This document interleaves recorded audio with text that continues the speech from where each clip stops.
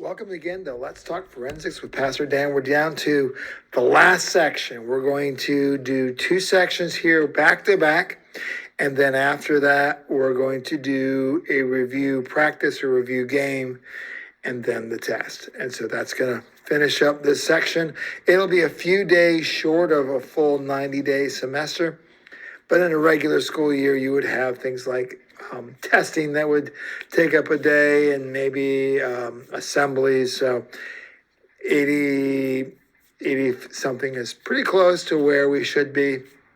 Good enough, should get you the information we need. All right, so we're going to look at the process of medical examination. We're looking at forensic careers. We're going to look at two today, and we'll look at a bunch tomorrow.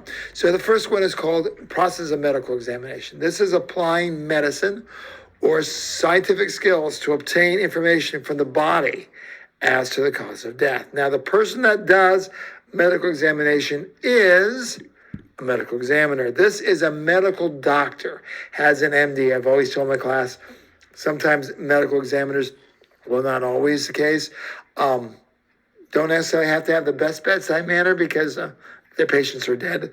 They don't have to be nice to them. But some of them are great people as far as being caring and really empathetic and trying to get at what happened.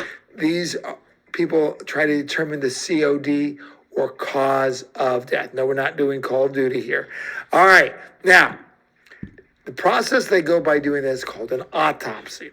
What is an autopsy? It's a process of examining the body. Okay, so we're going to take the body. What we're going to do is called a Y cut. So it's going to come across from the collarbone down to the big sternum, straight down, open up the chest, and we're going to look specifically at specific organs for examination. We'll look at the heart, take it out, examine it, weigh it, mass it, identify if there's any trauma to it, the liver, the kidney, the lungs, and the brain. Now, the way that we do brain is they will cut around the back. They will then pull the skin off and then cut. So that way when they go to bury the body, we don't have a hole through the side of the head. And then they'll use a bone saw to remove the skull cap and look at the brain itself. All these things are necessary to see specifically what caused death and figure out how to look at it in that way. All right, now, tests that are running. First is called toxicology. We've talked about before. That's looking for poisons or drugs in the system using our old friend GC, gas chromatograph, or mass spectral analyzer. They also examine the organs for specifically determination of cause of death. Possibility, it could be a disease. And that's why they look at each of those organs to see if there's any disease function inside of them. Accidents, if they had been killed by an accident. Suicide, so these are the possible causes of death. Natural causes, just got to the point, you're older in age, you just go to sleep the way you're supposed to go. Homicide, someone took your life, and unknown. So the sixth possibility is unknown, and some people die and we don't know why. If it's young, it's usually probably not natural causes, but it could be homicide, it could be accident, but there's no direct evidence. So further testing is going to be, that case remains open until a more definitive cause of death can be determined. Now, what do we do if the body's too far decayed? We talked about this before at the beginning of this course. We're using an anthropologist, specifically a forensic anthropologist, scientists specializing in the bones. So if they have what are called bone farms, what they'll send in forensic to examine bodies that are decayed. If they're so far decayed that we can't actually the organs are mostly gone, they'll actually boil the body down so it's just skeletal. And at that point, then they'll look at the bones to identify what's going on. Right, what can be determined? First of all, the sex, male, female. Sorry, there's only two.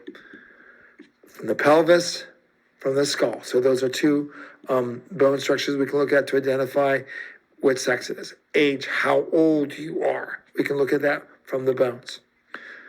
And then the process we're looking at that in the bones is something called calcification. How much bone growth there, how much of the plates are fused together. We can do that based on the bones that are present. We can also do an ethnicity. Again, I don't say race because there's only one race, the human race. No, ethnicity. Are you Italian? Are you Hispanic? Are you Asian? Are you African? Caucasian? All those kinds of things. Those are the different ethnicities that God made us. All right, now, other determinations that we can also make. We can determine height, how tall you are from the bones. Any diseases, if the disease attacked the bone structure, cause some holes in structures. We can identify this disease directly. Cause of death, if not natural. If the bones are shattered, it could be an accident. If there is a point break where a specific, so it could be a stabbing, it could be a bullet, things along those lines. The region of death, based on what is found on top of it, if there's different pollens, if there is different materials, different soils, we can identify it in that way. Now, I want to go a little more detail. Determination of height. There's one bone that if we find the entire skeletal structure, if we look at the height, there's a thing that if you extend your arms out from end to end, that's equivalent basically to the height. But one bone in your body will identify exactly how tall you are, and that's the femur. If we have the femur, we can know exactly how tall the person was. Even people with dwarfism, their femurs are at the exact height that they would be. All right, now, determination of ethnicity, there's specific things that we're going to look at. We're going to look at the eye sockets, the way that those are structured. We'll identify what ethnicity you have. The nasal cavity, how that's identified. Something called a prograthism. What does that mean? That's a weird word. That means the jawbone. And then lastly, what they're going to do is they're going to burrow into the bone structure itself, get to the marrow, extract the marrow, and from that get DNA. So we can use that specifically in that way. Now, that's it. We're done. We're going to look at a bunch of forensic careers next. Hopefully not too bad. Take care. God bless. Bye.